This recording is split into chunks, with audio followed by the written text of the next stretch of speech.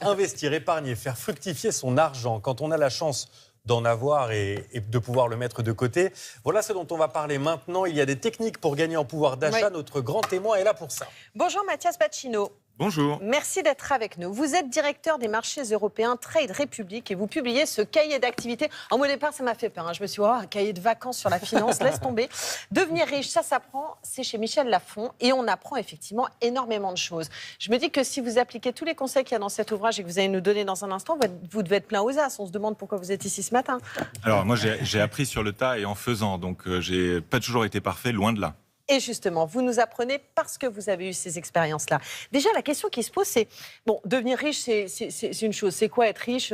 C'est une appréciation de chacun. Mais comment est-ce qu'on peut mettre de l'argent de côté aujourd'hui quand on a déjà le sentiment de ne pas en avoir assez ? Alors, il y a des leviers sur lesquels on peut agir au quotidien et dans la durée pour améliorer sa situation. On comprend que pour beaucoup de gens en France, malheureusement, la situation ne soit pas très positive, puisque les dépenses contraintes, c'est-à-dire ce qui est... C'est quoi les dépenses contraintes ? C'est ce qu'on est obligé de dépenser, c'est-à-dire son loyer, sa nourriture, vraiment les éléments de base de sa vie. Et les dépenses contraintes sont passées d'à peu près 13% à quasiment 30% du budget global. Donc il y a entre autres une explosion des prix des loyers qui explique que pour les petits salaires dans les grandes villes, ce soit très difficile. La bonne nouvelle, c'est que même en mettant 10 euros, 20 euros, 50 euros par mois de côté, on a un impact à moyen terme qui est considérable. Donc il ne faut pas attendre d'être riche pour bien s'occuper de son argent. On n'a plus vraiment le temps aujourd'hui que de s'en occuper. Expliquez-nous justement, il faut mettre quoi ? 10, 15, 20 euros déjà par mois de côté, ça nous permet quoi ? Alors il y a deux choses à savoir, je dirais, pour commencer au tout début. La première chose, c'est qu'il faut avoir 3 à 6 mois de revenus, c'est-à-dire de ce qu'on gagne, sur un livret. C'est ce qu'on appelle l'épargne de précaution. C'est indispensable, ça, en mettant 50 euros par mois, assez rapidement, on peut y arriver. C'est quoi, c'est le livret A, par exemple ? Par exemple, c'est le livret A. En ce moment, c'est intéressant parce qu'il est supérieur à l'inflation. C'est-à-dire que vous ne perdez pas d'argent sur un livret A.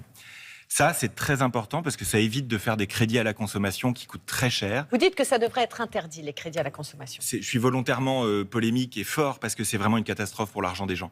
C'est une arme de destruction massive de votre épargne et de votre pouvoir d'achat à moyen terme. Donc l'épargne de précaution, 3 à 6 mois de revenus de côté, ça, c'est la base. Ensuite, on peut monter un exemple simple. Pour un Français moyen qui met 50 euros par mois pendant toute sa carrière, au moment de sa retraite, il a de quoi compléter exactement sa retraite pour avoir 100% de taux de remplacement. C'est-à-dire la retraite égale mon dernier salaire, ce que chacun peut souhaiter. Donc, avec 50 euros par mois, pendant sa carrière, on complète sa retraite efficacement. Il ne faut pas croire qu'il faut attendre d'être riche pour s'y mettre. C'est comme ça qu'on pourra protéger le pouvoir d'achat des Français à long terme. Ah, ça, c'est pour les jeunes, parce que vous nous parlez des jeunes qui peuvent s'y prendre dès maintenant, mais nous... C'est trop tard. C'est un peu trop tard. Non, en fait, on peut commencer dès maintenant à mettre de l'argent de côté, même si on ne l'a pas encore fait. La première chose qu'on peut commencer à faire, quel que soit son âge, c'est à prendre son argent en main. Et si on est déjà avancé dans la vie, on a peut-être des enfants. Auquel cas, en l'apprenant pour soi-même, on peut l'apprendre à ses enfants. L'important avec l'argent, c'est de prendre les bons réflexes, si possible, dès le début. Je vais vous poser des questions hyper simples. Cet argent, il faut le mettre où ? On le met sur un compte en banque ou on le met en billets sous son matelas ? Parce qu'en ce moment, on nous explique que les temps sont durs. Il faut le mettre sur un compte en banque et idéalement sur un compte en banque qui rapporte. Rémunéré. Voilà, il y a l'inflation qui est là, qui est énorme depuis le Covid. Il y a plus de 15% d'inflation en France depuis le Covid au global. Donc l'inflation, c'est une catastrophe pour votre argent à long terme. Donc surtout pas sous le matelas, parce que littéralement, vous perdez de l'argent tous les ans en faisant ça. En revanche, on peut demander à sa banque, je veux un compte rémunéré. On doit demander à sa banque, je veux que mon argent travaille. Parce que la réalité, c'est que l'argent des comptes courants des Français, c'est-à-dire à peu près 500 milliards d'euros d'or, et en face, il y a 15% d'inflation depuis le Covid. Donc ça fait une perte qui est de l'ordre de 30 milliards d'euros pour les foyers français à peu près l'an dernier. C'est considérable. Cet argent n'est pas perdu pour tout le monde, puisque les intérêts générés par votre argent sont gardés par la banque. Donc partager les intérêts sur les comptes courants pour les banques, c'est un enjeu essentiel. Ne laissez pas votre argent dormir. Il ne dort pas, il meurt à petit feu. On parlait du livret A avec Cédric Dandeville il y a un instant. Les bons placements bancaires, les assurances-vie, par exemple, c'est bien ça ? Alors, il faut faire la différence entre ce qui n'a aucun risque, c'est-à-dire une épargne, un placement, il n'y a aucun risque, l'argent ne peut pas disparaître. Et là, on peut espérer faire 1, 2, 3%, c'est-à-dire très peu. C'est bien pour l'épargne de précaution. C'est le livret A, historiquement. C'est l'assurance vie, le fonds en euros, historiquement. On est sur des rendements qui sont très faibles, qui permettent juste de lutter contre l'inflation. Donc, il y a une perception du risque qui est en train de changer. Les gens, avant, en France, avec beaucoup de croissance, avec du pouvoir d'achat, voulaient protéger Les jeunes d'aujourd'hui, c'est la génération de transition. Ils savent qu'ils doivent améliorer. On risque de tout perdre. Exactement, parce que quand on investit efficacement, on ne perd pas tout. C'est ça la différence. Faire la différence entre spéculer, qui est très risqué, et investir à long terme comme une bonne mère de famille. Mathias Bacchino, est-ce qu'il faut investir dans de l'or, dans l'immobilier? C'est quoi le meilleur investissement aujourd'hui? Parce qu'on disait que l'or, c'était intéressant tout à l'heure avec Axel de Tarlet. Alors, il n'y a pas le meilleur investissement, c'est quelque chose qui n'existe pas, parce que quand on pense au meilleur investissement, on ne commence pas à investir. Ce qui est bien, c'est d'avoir un peu de tout. Donc oui à l'immobilier, avoir sa résidence principale, c'est très bien pour à la retraite, ne plus avoir de loyer à payer. C'est très important pour sa sécurité. Oui à l'or, qui progresse très fort quand l'économie ou les marchés baissent. Depuis le début de l'année, l'or a fait un carton et ceux qui en possèdent sont bien contents. Qu'est-ce qu'il faut surtout ne pas faire, ne jamais faire?